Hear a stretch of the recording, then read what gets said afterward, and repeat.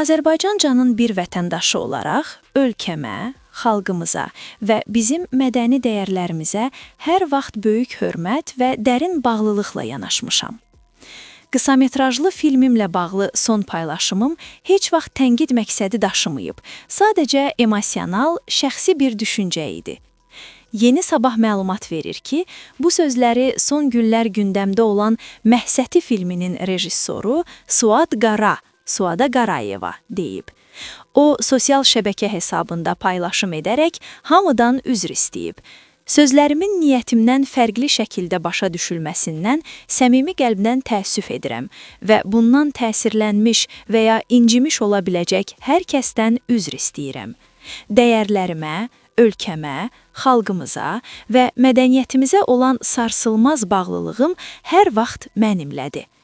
Əlavə edək ki, rejissoru Suad Qara olan Məhsəti filmi Mədəniyyət Nazirliyi və Kino Agentliyinin təşkil etdiyi Baku Sinema Briz 25 film festivalı çərçivəsində keçirilmiş Bakı Beynəlxalq Film Festivalının proqramından çıxarılmışdı.